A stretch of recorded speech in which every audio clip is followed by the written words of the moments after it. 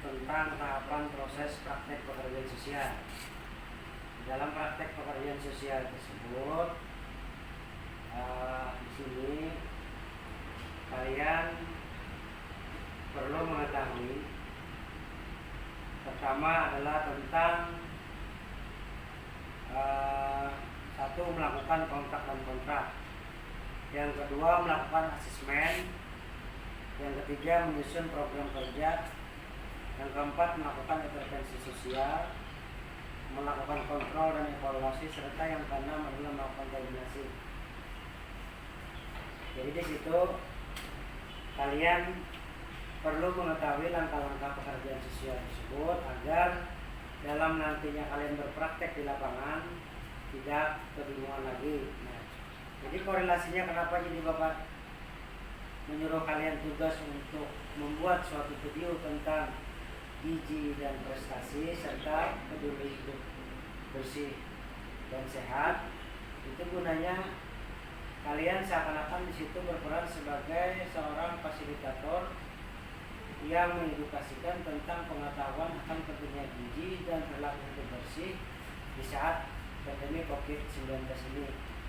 Jadi di situ kalian seakan-akan peran kalian di situ sebagai fasilitator ataupun guru yang berpraktek sebagai pekerja sosial untuk memberikan pengetahuan kepada masyarakat, individu, kelompok ataupun klien yang tidak mengetahui tentang pentingnya gizi serta perilaku hidup bersih dan sehat di masa pandemi COVID Corona ini. Itu maksudnya. Yang artinya kalian bertanya-tanya kenapa kami Pak disuruh bikin video sedangkan kami kan pekerja sosial. Nah, itu maksudnya Bapak. Artinya kalian di sini karena prakteknya adalah pekerjaan sosial, oleh sebab itu Bapak suruh kalian membuat suatu video edukasi.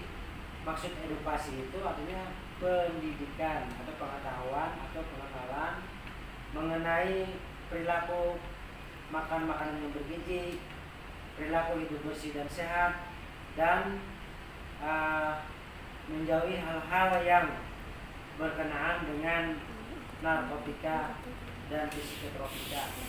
Karena pentingnya, sebab nanti kalian di kelas 11 dan 12 akan berhadapan dengan klien yang tentunya bermacam-macam permasalahan yang dihadapi mereka. Disinilah kenapa jadi Bapak menugaskan kalian untuk membuat video, agar supaya kalian bisa klien kalian tersebut tidak mengetahui tentang gizi dan perilaku hidup bersih dan sehat. Itu maksudnya. Jadi tahapan-tahapan yang 6 ini nanti akan kalian lakukan pada saat nanti kalian praktek di kelas 11 dan kelas 12. Makanya kenapa jadi Bapak menugaskan kalian untuk membuat video tersebut. Itulah tugas kalian, karena sebab di sini nanti kalian akan berpraktek sebagai seorang pekerja sosial yang memberikan pengetahuan dan pendidikan kepada masyarakat di lingkungan di mana kalian berada. Ataupun misalkan klien kalian itu bermasalah dengan gizi maupun koler mandi atau koler gosok gigi hingga mempengaruhi kehidupannya, penampilannya, kebersihannya dan sebagainya. Nah, itulah kenapa jadi Bapak menugaskan kalian untuk membuat video tersebut agar kalian terbiasa untuk memberikan pengetahuan dan berbicara di depan forum. Artinya modal daripada seorang pekerja sosial tersebut adalah bahwa kalian harus bisa berbicara, harus bisa berkomunikasi, harus pede, percaya diri. Nah, jangan pernah malu kalau kita berperilaku yang baik, tapi kita boleh malu kalau kita berperilaku yang tidak baik. Nah, itu maksud Bapak.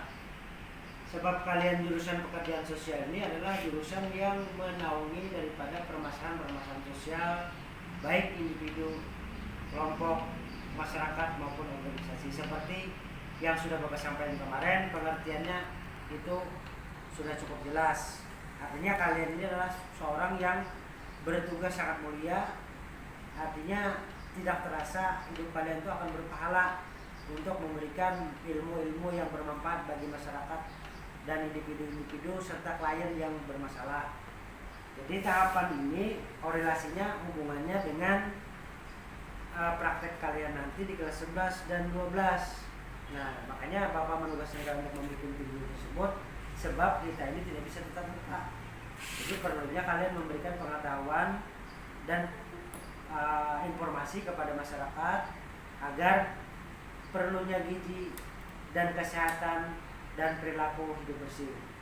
Jadi Bapak ulang lagi, tahapannya itu ada 6. Yang pertama adalah seperti yang di layar itu, melakukan kontak dan kontrak, melakukan asesmen, menyusun program kerja, melakukan intervensi sosial, melakukan kontrol dan evaluasi, dan yang keenam melakukan terminasi. Jadi itulah langkah-langkah nantinya yang akan kalian lakukan di saat nanti kalian di kelas 11 dan di kelas 12. Makanya PDPS ini sangat penting untuk dasar kalian menjadi seorang pekerja sosial.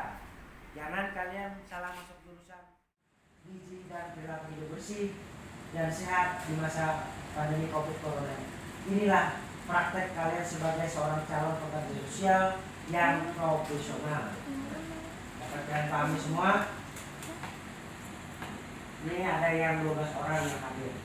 Nah, kalau kalian masih bingung mengenai apa yang harus disampaikan, ini contoh dari edukasi tentang masalah gizi dan kesehatan. Coba kalian lihat di layar kalian.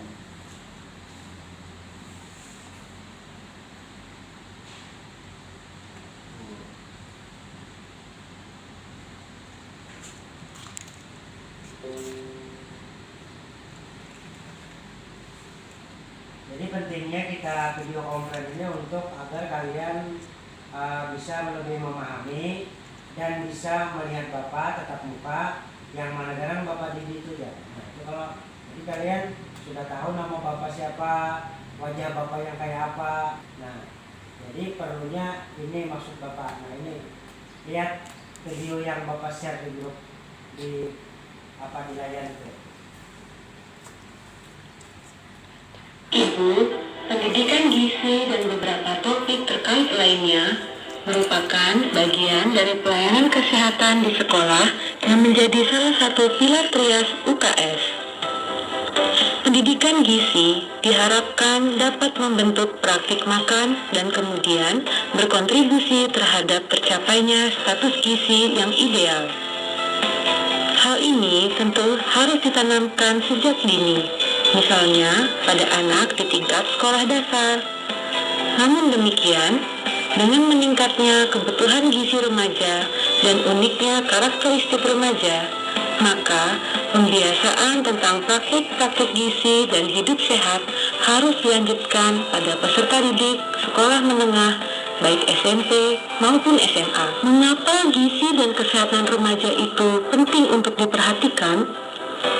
Jika perbaikan status gizi baru dilakukan di saat dewasa, maka hal ini sudah sangat terlambat.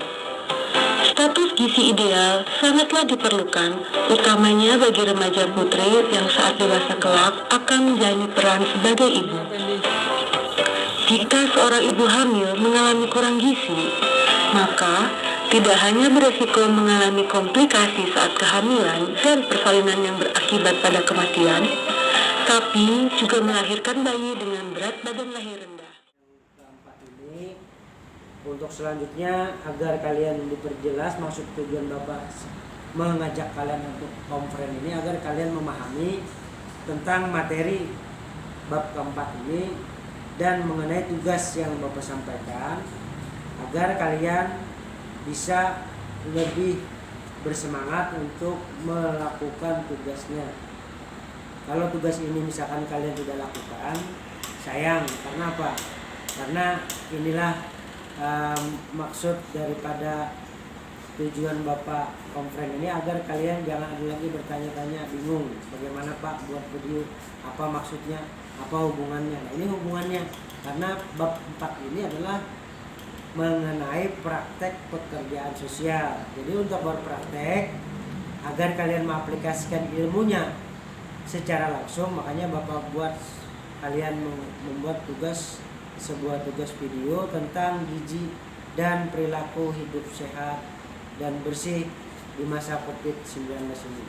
Bapak akhiri Dengan akhir kata, wabillahi taufiq wal hidayah. Wassalamualaikum warahmatullahi wabarakatuh.